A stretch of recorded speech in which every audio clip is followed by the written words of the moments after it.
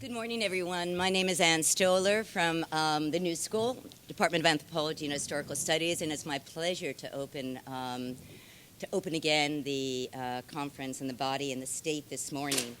I'm going to say very few words. Our format, we have some just fantastic papers from a range of different perspectives and disciplines, from law, from anthropology, from English, from cellular biology.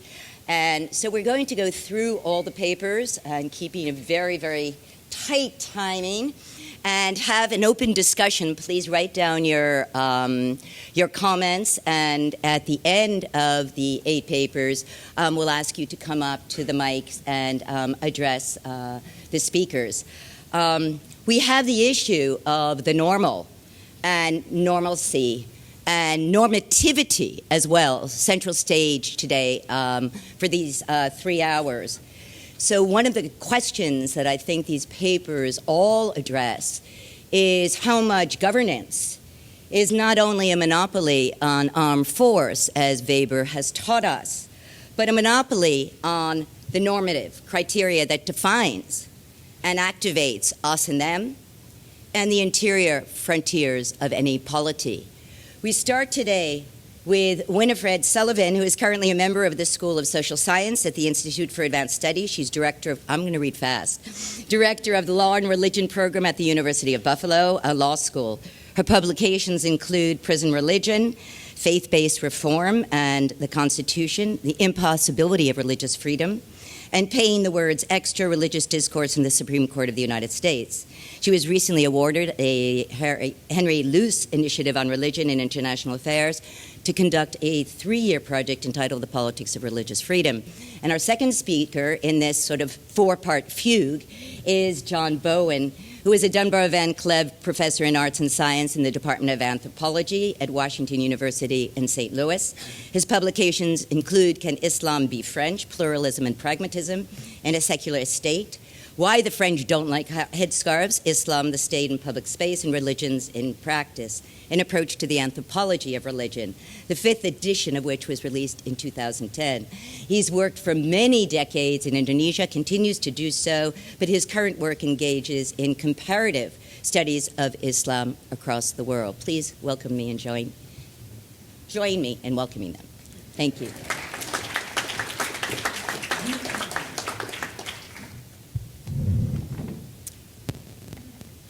Good morning, and thank you, Anne.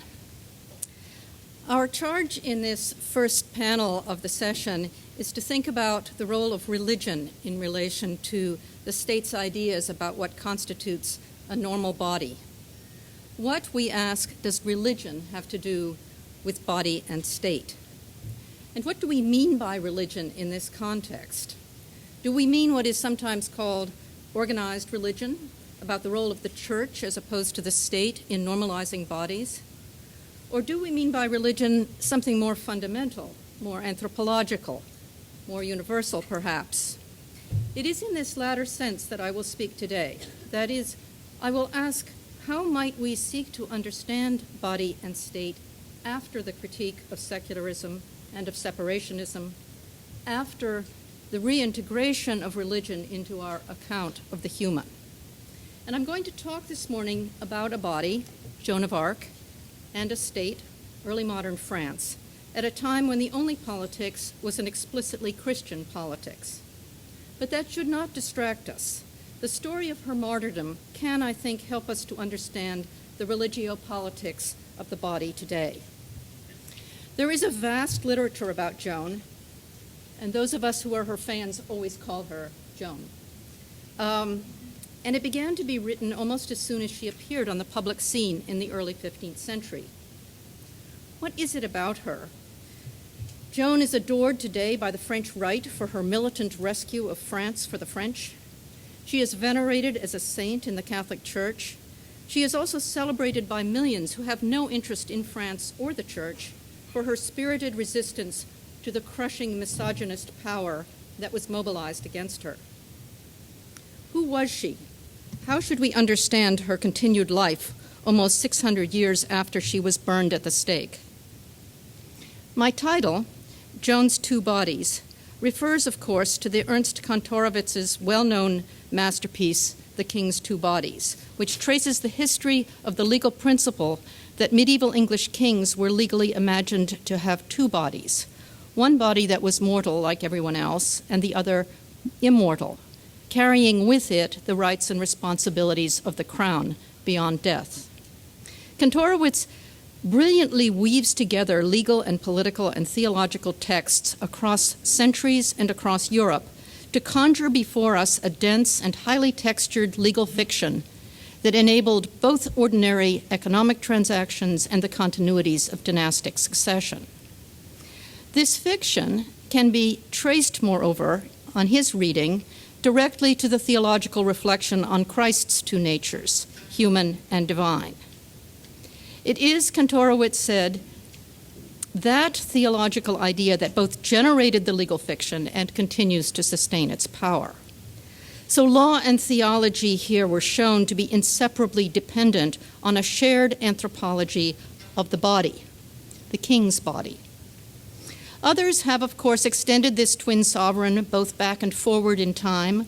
Thus, Giorgio Agamben in Homo Sacer reminds us that the doubling of the king's body has earlier origins in Roman law and religious practice, and that the convenient fiction that the body of the king doesn't die not only enables legal transactions, it also enables, perhaps inevitably on Agamben's reading, the myths of the state, of absolute monarchy, and of despotism.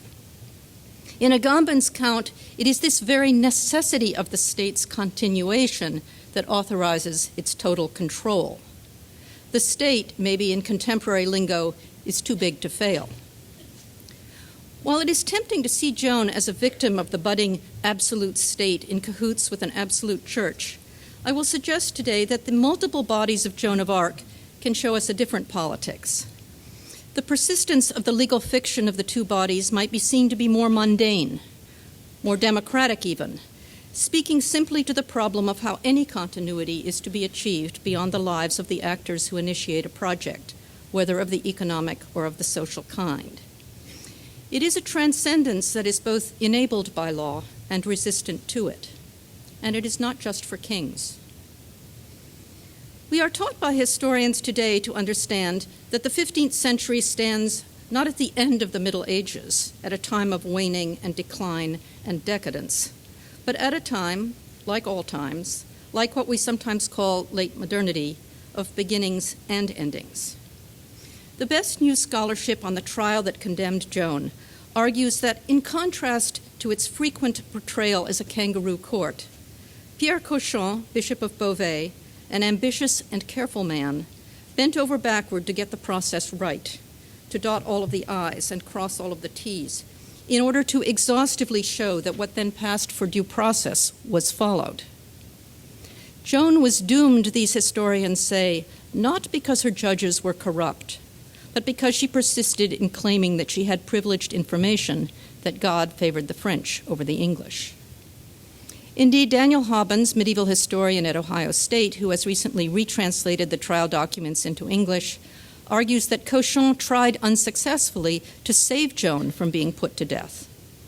Far from being an evil cabal, he and the others spent months getting the English to let them try her rather than just going for summary execution.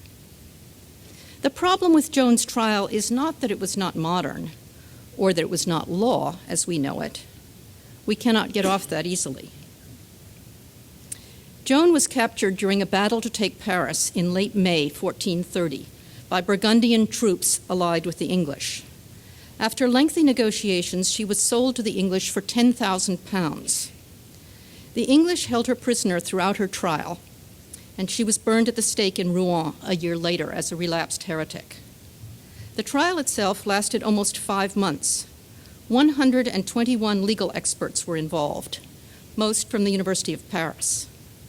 Extensive pretrial investigations included a trip to Domremy, Joan's hometown in Lorraine, 350 kilometers away, as well as to the various towns that had been liberated in the battles that paved the way from Orléans to Reims.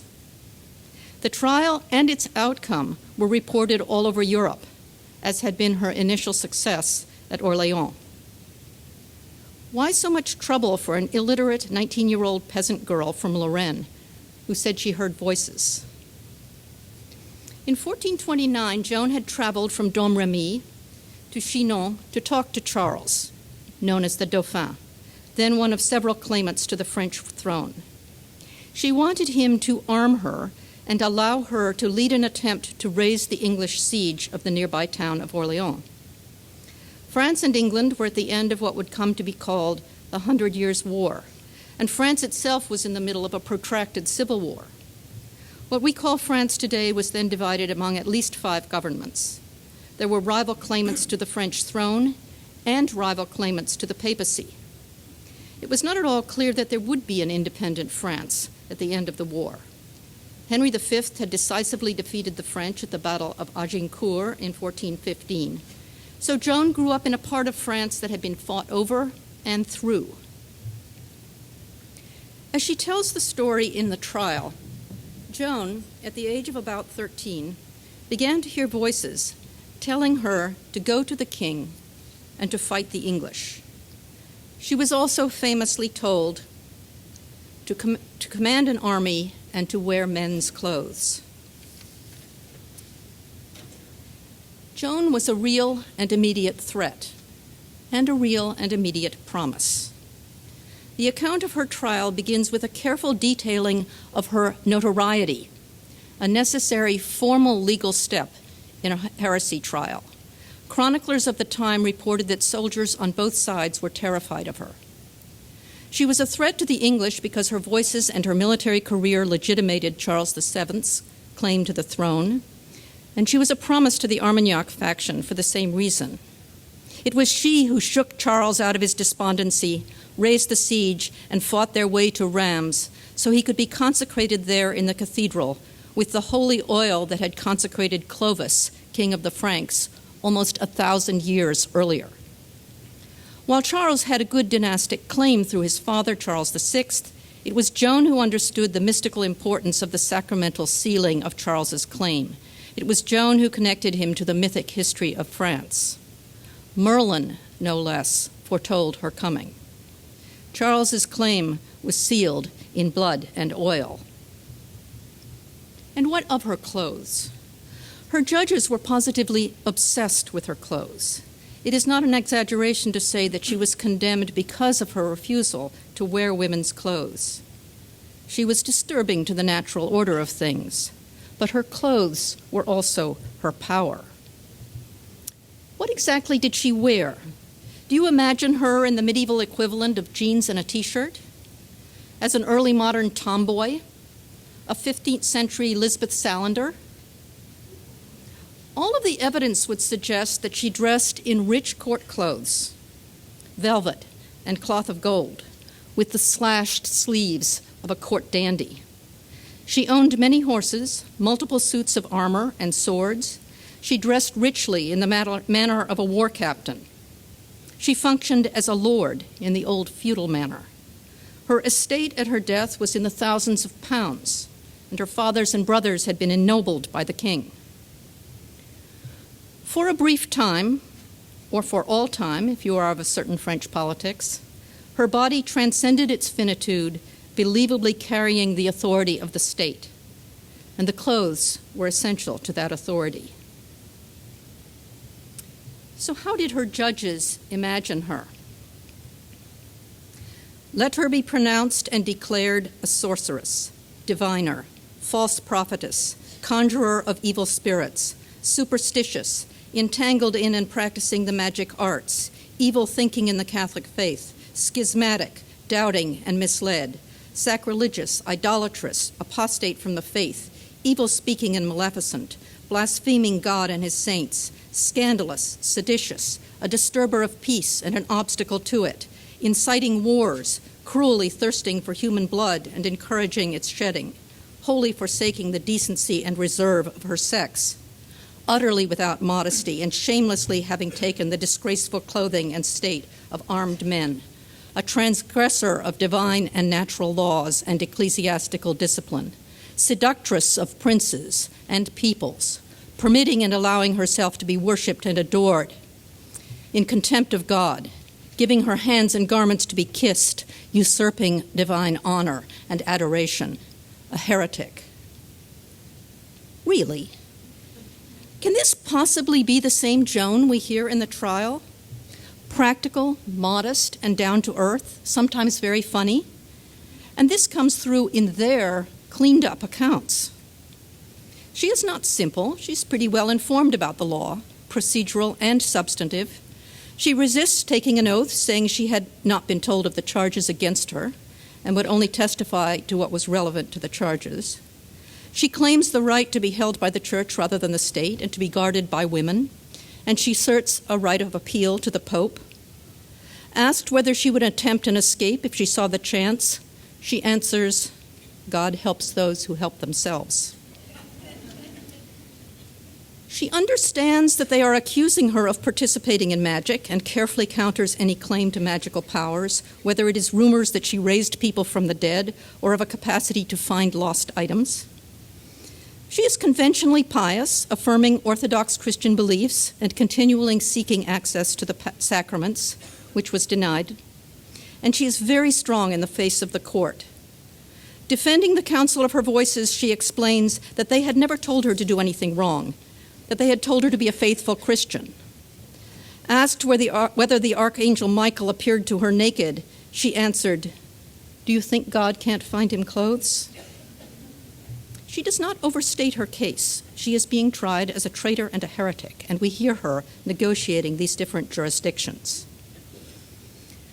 Like any trial, the difficulty is one of translation, of transmuting life into law.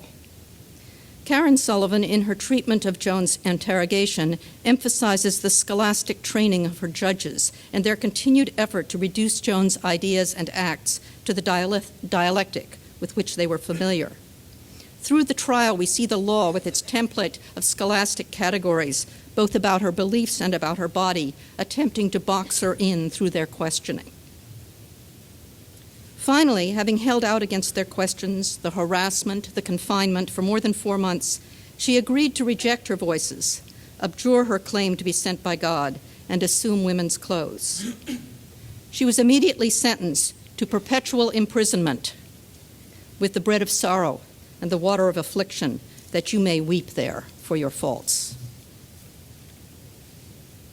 And then, the next day, she changed her mind. She put her soldier's clothes back on and reclaimed her voices and her authority, saying that she had denied them only for fear of the flames. And upon her resuming men's clothes and repudiating her abjuration, her judges sentenced her again. Seated in judgment, we do make known and pronounce in writing by this our sentence that you are a corrupt member, and that to prevent you from infecting other members, you should be driven from the unity of the church, divided from its body, and handed over to the secular power. We cast you out, separate, and deliver you, praying the secular power to be lenient in its judgment toward you with respect to the death and mutilation of the body. We declare that as a limb of Satan cut off from the church, infected with the leprosy of heresy, you are to be abandoned to secular justice, lest you infect other limbs of Christ, and we also abandon you.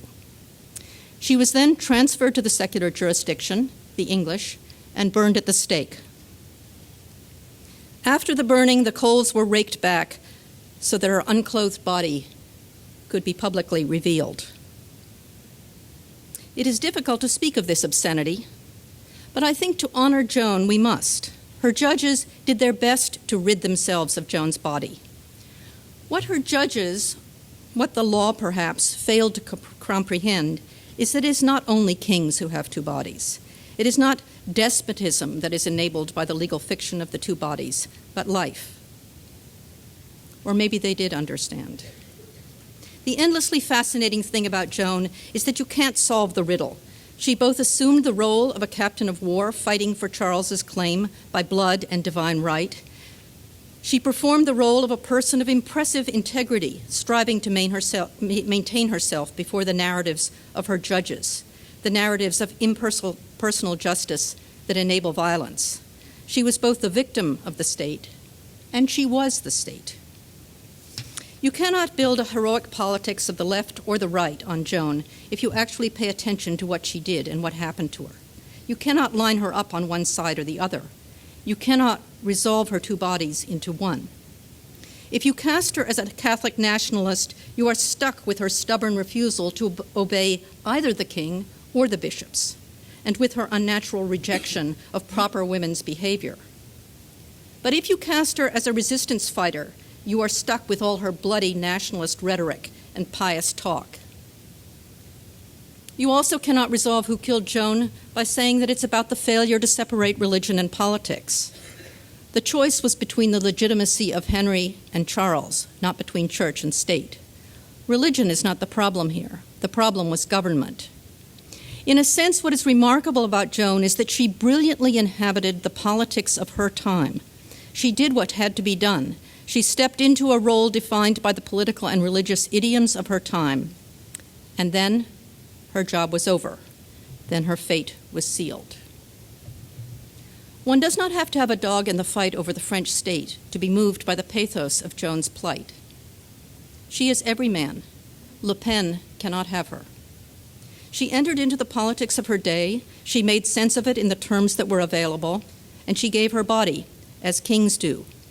There is not a politics that could have saved her, sacred or secular. There is no comfort for us.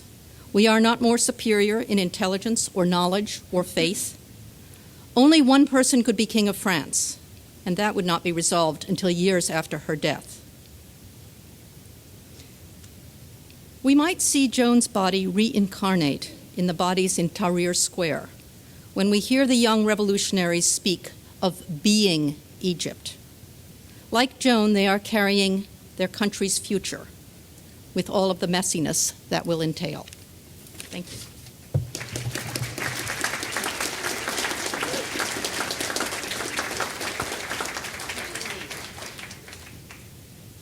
Now, we stay in the same place, France, and we fast forward half a millennium with different languages, different political idioms, and especially those of citizenship.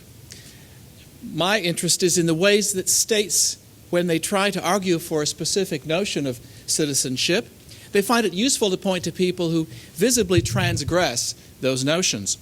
In much of Western Europe today, it's to Muslims that they point, who are argued to defy or belie practices of citizenship through such practices as covering the hair or face for women, wearing loose, short trousers for men, refusing to shake hands with persons of the opposite sex, and praying in the street for both men and women, recently denounced by, now it's Marine Le Pen, no longer her father, who's taking to the airwaves.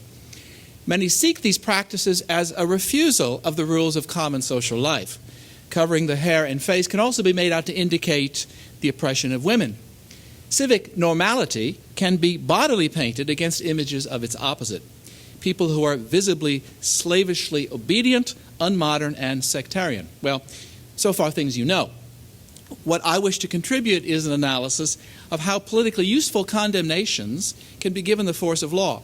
In particular, I trace a shift in the legal justification for French laws and decisions targeting women's dress, from harm-based justifications to values-based ones. It's a change taking place just over the last few years. I start with a very recent argument in which a high French body justified the state's ban on covering the face in public by ascribing objective meanings to face coverings. And then I jump back several years to an argument about headscarves and virginity to frame the novelty of the recent cases. This past October, France passed a law forbidding anyone, quote, in public space to wear clothing meant to cover his or her face, close quote. Public space was given a broad definition, including any space open to public use, general use, or controlled by the state. Prior to the law's promulgation, the National Assembly asked the Constitutional Council, France has three high bodies, this is the one that can pass on constitutionality, to decide whether or not the law conformed to the Constitution.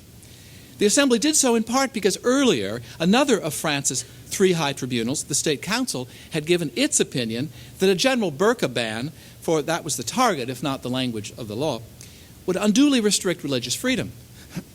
In upholding the law, The Council cited two principles, leaving aside a brief reference to public safety.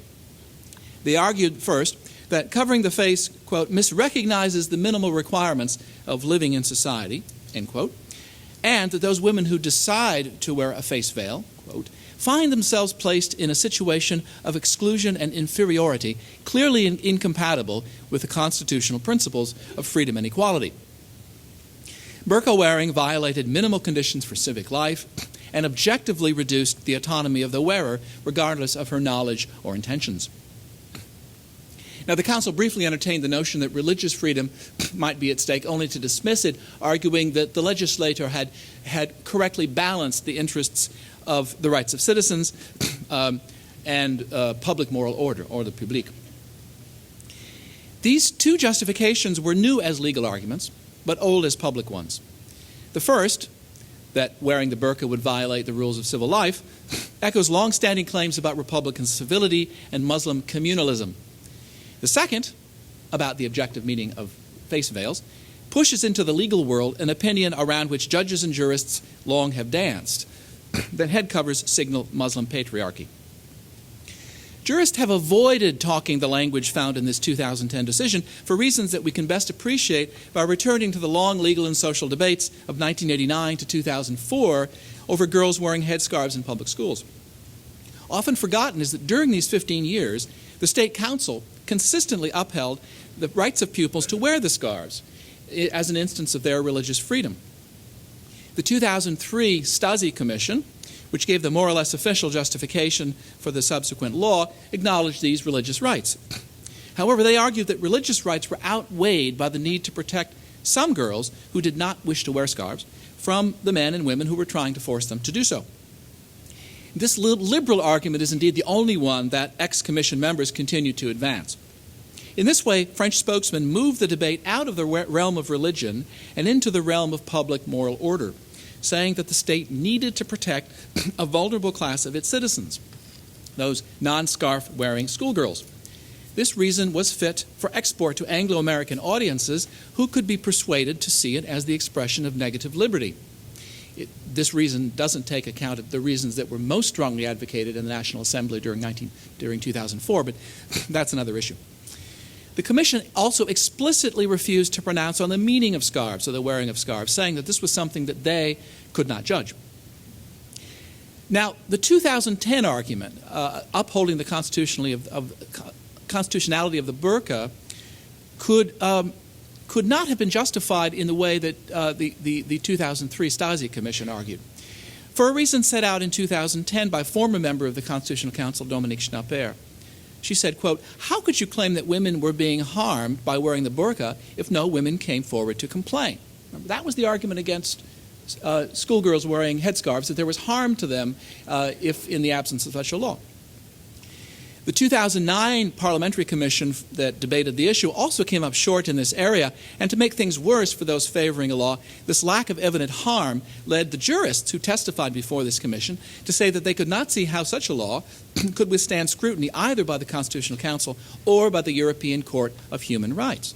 There was no harm against which the loss of religious freedom could be balanced. But arguments had been changed between 2003 and 2010. The old harm-based argument had been displaced by a new justification, one promoted by the current government and now taken up by the Constitutional Council. Now, values, rather than harm, become the grounds for restraining liberty. Two decisions from 2008, critical year, prefigured the Council's argument in 2010. I'll refer briefly to these two cases. From spring-summer 2008. First regards marriage. In April of 2008, a court in Lille accepted a husband's argument that his marriage should be annulled on grounds that his wife had lied concerning, quote, an essential quality of the person, to use the language of the Civil Code. In this case, her virginity. His wife did not contest the request. It also happened that the parties were Muslims, he a convert, but this fact did not figure in the Lille court's decision. The husband's argument fit with the way jurists have interpreted the Civil Code, namely that it is the parties to the marriage who define what counts as an essential quality of their persons. Neither party to the marriage may conceal something that the other would consider to be essential to it. Only about 80 annulments are granted each year in France, and this case resembled others from recent years when a husband had lied to his wife about his impotence or about his positive results on an AIDS test. Even Minister of Justice Rashida Dati initially supported the court's decision on grounds that it was legally correct and that it allowed the woman to continue with her life, and in other cases could protect women from unwanted marriages. So far, so good. Until in June of that year, 2008, the decision became more widely known and came under lively attack. 50 French deputies to the European Parliament signed a protest against those fundamentalists in their archaic struggle. Others said it was a fatwa against women's freedom. One of President Sarkozy's close advisors urged ending the practice of annulment entirely, apparently forgetting that most annulments come at the request of government officials trying to eliminate fraudulent marriages. He retracted his argument. Minister Dati changed her mind, and by June the decision had been suspended. The couple later took the easy route of simply divorcing, something they could have done in the first place, as many pointed out. That's the first case. Second case involves a request to become a French citizen. June of that year, 2008, came a second decision, this time by the State Council, which refused to grant French nationality to a woman from Morocco. The Council ruled that her religious practices had led her to hold values that ran counter to the equality of men and women, and thus caused her to suffer from insufficient assimilation to become a French citizen. She suffered from un défaut d'assimilation, assimilation defect. The woman, named Faiza, had married a French convert to Islam who requested that she wear a burqa. She was reported to stay at home and to have insufficient knowledge of the right to vote and the basics of laïcité. She had met the formal conditions for citizenship, having waited the required period of time after marriage, and the couple had 3 children. But Minister Eric Besson intervened to ask the State Council not to grant her nationality, as since 2003 the government has the right to do, to argue that although the woman had met all the requirements for citizenship, there was a substantive reason to deny it to her. The Council was very careful to make women's equality the grounds for rejecting their request for citizenship. Just as in the debate over the headscarf, the Council tried as much as possible to not make religion the issue for clear constitutional issues. But religion clearly was at the base of the argument. The well-read legal blogger, Le Maître Eola, defended the State Council's decision to deny nationality, but argued that the Council rhetoric aside, the justification was not on grounds of burqa wearing, but on what it signified, namely her radical practice of religion, held to be incompatible with the principle of gender equality. He writes, even if she had given in on the burqa and substituted a simple headscarf, the State Council's decision would have been the same. It is refusing to live as a being with equal human rights that in the eyes of the State Council is compatible with the condition of assimilation. But how did one know that her practice was radical and against general gender equality? The government's case was that her religious practice was radical, not because of how she interpreted the Quran or of associating with jihadists, but in her choice of clothing and the fact that she made that choice when marrying her husband. As another blogger said, she wore a burqa to the prefecture, stayed at home, and did not vote, and in this way she is completely subservient to the men in her family and has not internalized Republican values, particularly the equality of the sexes. Burqas are a sign of having rejected French values and in some way also promote non-French ways of thinking. Indeed, the state has decided that certain clothing practices carry objective meanings. A 2000 interministerial circular instructs immigration agents to indicate whether someone applying for naturalization wears, quote, the traditional headscarf in use notably in the North African countries and Turkey, or, in another case, quote, the hijab, which covers the head and neck, and following the example of the chador, is a sign of belonging to fundamentalist Islam. In these last cases, one should tell the applicants what wearing these vestimentary signs means. Rather ominous note. Now, if this is the logic subtending the State Council's decision, burqas indicate bad ideas. The Council was careful to make the applicant's insufficient appreciation of women's equality the major grounds for rejecting her request for citizenship. The Council, for clear constitutional reasons, tried to make, as much as possible, not to make religion the issue. But this effort is difficult, as the main reason for arguing that the burqa is the sign of women's inequality is that it is part of radical religion, and even their conclusion attributes wearing the burqa to her, quote, radical practice of her religion. This decision had quick results in a number of incidents later that year. I'll just mention one, when la HALDE, la Haute Autorité de Lutte contre les Discriminations et pour l'Égalité, that's France's public watchdog group on discrimination, about to be closed, ruled in October 2008 that denying a woman in a burqa access to the classes required for her to remain in France was not discriminatory in that, quote, the burqa carries a meaning of the woman's submission that goes beyond its religious significance and could be considered to attack the Republican values that govern these teachings. In other words, they followed the State Council's wording entirely. What links these two 2008 decisions? In both instances, Muslim individuals had met the legal conditions to gain access to a legal good, the annulment of a marriage in one case, French citizenship in the other. In both cases, they were denied that access because they were considered to act on the basis of unacceptable values, requiring virginity in a marriage, remaining subservient to a husband. These purportedly universal value judgments did not conceal very well a targeting of certain forms of Islam. Indeed, one legal blogger wondered what the consequences would be of stripping all subservient French women of their citizenship. The Constitutional Council's 2010 decision, now to move forward 2 years to the decision with which I began, continues this values-based reasoning, but gives it a stronger theory about normal bodily citizenship in two parts. First, normal citizens are civil. They interact in the shared life, la vie commune. As Dominique Schnapper put it in a public forum in July 2010, quote, France is a country where everybody says bonjour. Implicitly, one cannot really greet one another from behind a veil. Here we have essentially the same claim about communication made by Jack Straw in Great Britain a few years earlier, but whereas Straw made it on personal grounds, he would not himself speak with anybody whose face was covered, Schnapper made it on grounds of a theory of civic life. We can trace this argument to scares about communalism, communitarisme, most commonly heard in the 2001 to 2003 period, scares that draw from the fundamental French ambivalence concerning intermediate groups. Similar concerns were evinced then about refusals to shake hands. France is the country where one says bonjour and then shakes hands. That's the first ground, civility. The second is that normal citizens are autonomous in private as well as in public life. Here's the real new element. The couple requesting an annulment endangered women's equality because expecting a virgin bride was part of a patriarchy package. That the wife may have agreed with the request made the danger only greater. The woman with the assimilation defect wore the wrong clothes, but they were not a violation of public secularity, laïcité, because she reportedly stayed at home too much. Her clothes were a sign of a basic personal flaw, one that comes from holding the wrong religious views. This is precisely the claim carefully sidestepped by the Stasi Commission in 2003.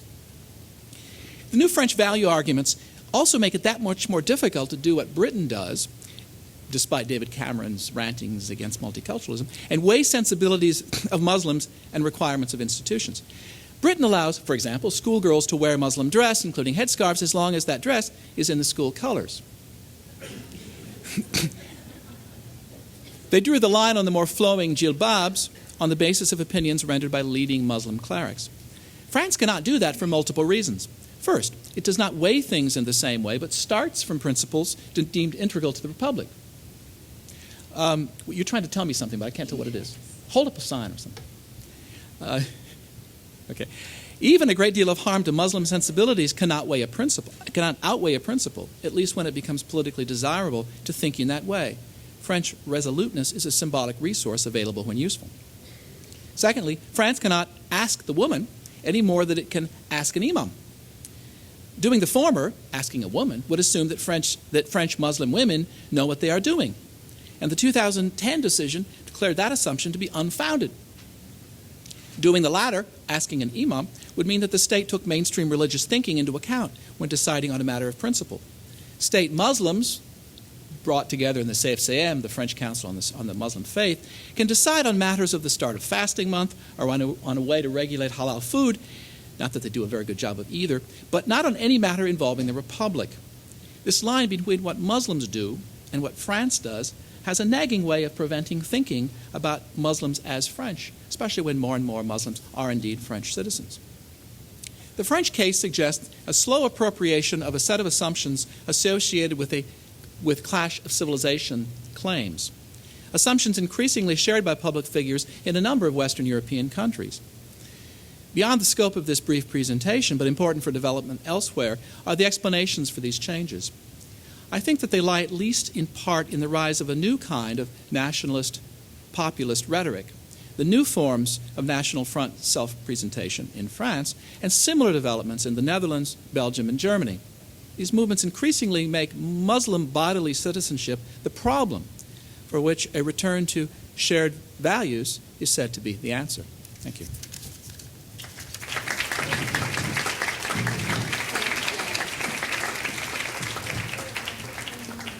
Commend our speakers for staying within 18 and a half minutes. So this is in 4 parts. Those of you who may have come in late, our session on the quote-unquote normal body. And in this second part on religion, on medicine and biology, we have Elof Axel Carson, who is Distinguished Teaching Professor Emeritus in the Department of Biochemistry and Cell Biology at Stony Brook University and a Fellow of the American Association for the Advancement of Science. Among his many publications include The Gene, A Critical History, The Unfit, The History of a Bad Idea, and Neither God Nor Beast, How Science is Changing Who We Think We Are. He's currently a full-time writer, and in addition to several book projects, writes a regular column on science called Lifelines for a Long Island newspaper. Joan Biel is the Susan Dowd Brown Professor of Anthropology, a faculty associate at the Woodrow Wilson School, and co-director of the program in Global Health and Health Policy at Princeton University. He's authored Vita, Life in a Zone of Social Abandonment, The Will to Live, AIDS Therapies, and the Politics of Survival, and has co-edited Subjectivity, Ethnographic Investigations. His current projects include writing the history of a 19th century religious war among German immigrants in Brazil, co-editing a book on evidence, theory and advocacy in global health, and researching the social impact of large-scale treatment programs in resource-poor settings. Thank you.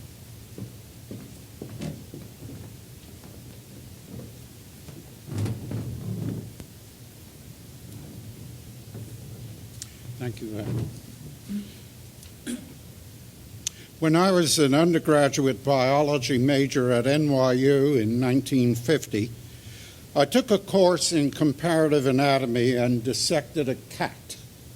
At one point, I called over my teaching assistant and pointed to the inside of the trachea I had slit open.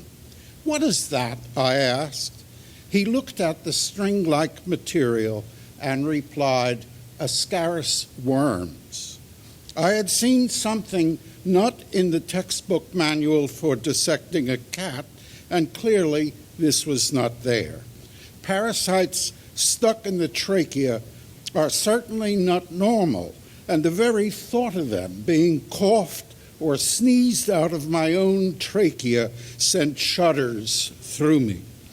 2 years later, I was a teaching assistant at Indiana University and wandering around from table to table in a comparative anatomy course, and this time the students were dissecting fetal pigs, and I was looking at the location of carotid arteries. And students would call me over, "Is this it?" Their uncertainty was raised by the difference between the ideal found in an illustration in a dissecting manual and the reality that virtually no 2 carotid arteries looked alike. Sometimes they were closer to the surface, and sometimes they were buried in muscle. Sometimes they looked thinner than the illustration, and sometimes they looked bloated. They also differed in how they responded to the formaldehyde injected into them. They also showed variations in where they branched. What struck me as I attended 2 different sections that I was teaching during the week was how much diversity there was in the fetal pig. I reasoned that this anatomical diversity must also apply to other organisms, and certainly to humans. Just a few years earlier, as one student working with one specimen, I thought my particular cat was the type specimen except for unwanted things like parasites. When I began doing research in fruit flies in H.J. Muller's laboratory at Indiana University, I struggled to see the subtle differences in body color, bristle length, bristle thickness, and wing venation. Muller once told several of us who were concerned about this problem that it was a question of familiarity. He told us, if you walked into a group of students and one of them had no nose, it would not take you long to notice that. When you work a long time with fruit flies, they become like people, and you see individual differences very rapidly. He was right. I can look at a fruit fly, land on my finger, and without a lens, I can tell if it is a male or a female. Fruit flies are only about 1/8 of an inch in length. But genetics is a very sophisticated science, and in the past 100 years or so, a lot has been learned about the relationship of the gene, which is a sequence of nucleotides of DNA, and its expressed trait. Some of those relations are easy. Alter the gene, and it loses its function, and a red-eyed fruit fly may appear white-eyed. Other genes may mutate to produce brown-eyed flies. Still other mutations may produce brilliant orange-eyed flies. There are no blue, green, or yellow-eyed flies. It turns out that there are two pigments, one formed by a biochemical pathway to the brown-eyed pigment, and a different biochemical pathway leads up to the formation of the orange-eyed pigment. The white-eyed mutation is actually not a loss of the two pigments. It is an inability to deposit the two pigments in the compound eyes of the fly. The protein to which the pigments adhere is incapable of attaching the pigments when the protein is altered. What is not present in fruit fly eye color is a continuous subtle shading of white through pinks, through darker pinks to red. One reason for this is the threshold needed for defective enzymes to produce enough pigment to shift the color of the normal range.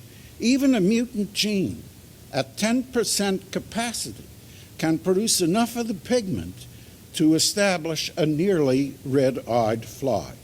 When we look at the normal parents of a child with albinism, and the parents betray no pigmentation difference from those who do not harbor that mutant gene for albinism. Each parent's single dose of the normal gene is enough to provide full pigment to the hair or skin of that parent. It is when the fertilized egg bears two representatives of the defective gene for albinism that the child expresses a lack of pigment in the hair and skin and the associated neurological defects that describe albinism. This raises a very different question that is not biological but social. What is meant by a genetic disorder? To the biologist, the lack of pigment when the typical situation is pigmentation is an abnormality. An albino alligator, an albino giraffe, or an albino tiger stands out and surprises the beholder because in the experience of those who have observed populations of alligators, giraffes, or tigers, these are rare. I remember as a child how surprised I was growing up in Brooklyn to see a cockroach that was an albino scurrying around with its fellow cockroaches that were of a brown color. We may have difficulty defining what is normal among humans, but there is a huge quantitative distinction between the word typical and atypical. When an unusual event is one in several tens of thousands, it is atypical. But the problem is more than a quantitative one. Consider the case of the cat with worms in its trachea. Virtually no one would call that normal because it makes the cat sick, and it is obvious to everyone that worms do not normally cling in strands to the tracheas of cats. But each of us harbors hundreds of varieties of bacteria in our intestines. They are essential to the digestive process. If a virus destroys most of them, we get a severe case of diarrhea, and we realize how important they are to us. Cows cannot digest their chewed grasses without appropriate bacteria in their guts. Termites depend on protozoa, which in turn depend on bacteria in the protozoa to digest wood, without which the termites would die. We distinguish for ourselves those bacteria that are necessary for life and those that are harmful because they cause disease. We use the term pathogenic for typhoid, bubonic plague, or bacterial pneumonia, and readily want them treated with antibiotics or barred from entry into our bodies by vaccination. But we use the term commensal or symbiotic for the good bacteria that we need to digest our foods. If we do think dualistically about things that harm us and things that benefit us when it comes to alien life in our bodies, what should we think about gene mutations? Some gene mutations cause the myriad of variations that make each fertilization a unique genotype or collection of genes. We differ from virtually all other people born. Even identical twins have genetic differences that have arisen by the chance mutations occurring in two twins among their trillions of cells. A child born with a severe metabolic error like Tay-Sachs syndrome, Hurler syndrome, cystic fibrosis, sickle cell anemia, or phenylketonuria would have died prematurely before the 1970s. Today, some of these syndromes are treatable. The baby diagnosed by a Guthrie test given at birth, who has a confirmed case of phenylketonuria, can be put on a special diet, low in phenylalanine, and will avoid the more severe mental retardation that results from toxic doses of that amino acid associated with the disease. But nothing can be done to save the life of an infant with Tay-Sachs syndrome. Sickle cell anemia cannot be cured by medications, but some of its effects can be blunted. And there is the possibility of replacing mutant genes with normal genes from the bone marrow of such children and introducing the altered cells back to the marrow. For parents who have such children with genetic disorders, there is the hope of treatment if the illness is life-threatening or chronic and disabling. It would be difficult to consider these children normal unless we use that term as a social concept instead of a medical or biological one. The fact that parents want to prevent the brain damage to their children with phenylketonuria suggests that they consider their child abnormal in the same sense as the physician or a biologist would consider the child abnormal. The gene is mutant. It causes an abnormal buildup of phenylalanine. The abnormal buildup is toxic to the developing brain. A special diet can prevent this and permit normalcy. The life described by a biologist or experienced by a physician is very different from the social lives we live. Popular beliefs about human differences are flawed by religious, cultural, or political beliefs about human variation. They often result in sexism, bigotry, racism, and a class-based spurious belief in the inferiority or superiority of others. Such common beliefs have led to degeneracy theory in the 18th and 19th centuries, to the eugenics movement of the early 20th century, and to the extremes of genocide in World War II. As is often the case in social policy, those with such faulty views of humanity seek a scientific justification for their beliefs. Terms like personhood are social and not biological. Terms like albinism and phenylketonuria are not. A child born with a severe birth defect, like imperforate anus, is not normal and untreated will die. A child born with a propensity to myopia will wear glasses and deliver lectures like me.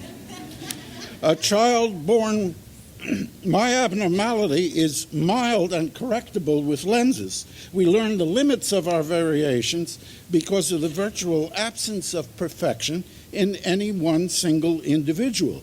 Persons with myopia will not be pilots on the commercial planes we fly.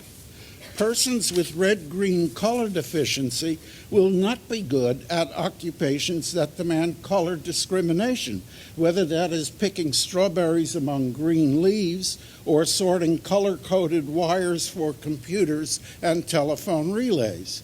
The dangers of making distinctions among our human variations are well illustrated by the past. Measures such as compulsory sterilization, isolation for life in asylums, or immigration laws based on alleged biological inferiority or superiority are based less on science than wishful thinking, class bigotry, racism, and other social philosophies that have appealed to a significant segment of society that lacks both scientific knowledge and the empathy we need to respond to human diversity in all its forms. The state does have a role to play. It can conscript men and women into military service.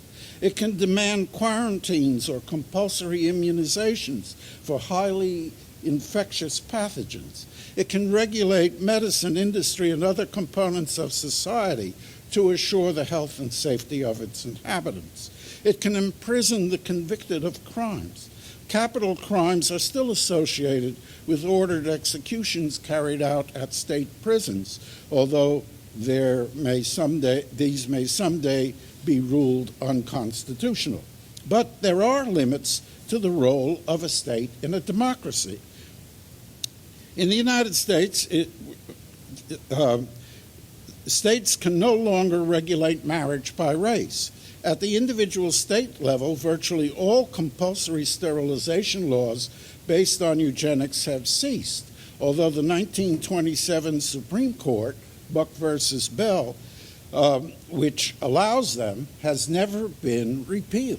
The state cannot prevent individuals from using birth control methods they choose among those methods deemed effective and safe. There remains a tension between those who exercise the autonomy of their judgment on the uses of their bodies and those who wish the state to regulate human behavior. In our generation has fought over stem cell research and its uses, fears of cloning humans for almost any reason, genetic modification to produce enhancement of skills, and genetic services for infertility and prenatal diagnosis. Much of the fear associated with new technologies disappear with usage. In 1980, a child produced by fertilizing an egg in a dish was called a test tube baby. Today, it is a child conceived by in vitro fertilization, and millions of infertile couples have voted for that in vitro fertilization process rather than a childless marriage or alternatives they do not desire. The struggle has usually favored autonomy, informed consent, and greater options for those with biological needs. For the more we learn about our genomes, our evolutionary history, and the capacity of science to manipulate our biology at a molecular level, the more complex will be the debates on the regulation of our bodies. Thank you.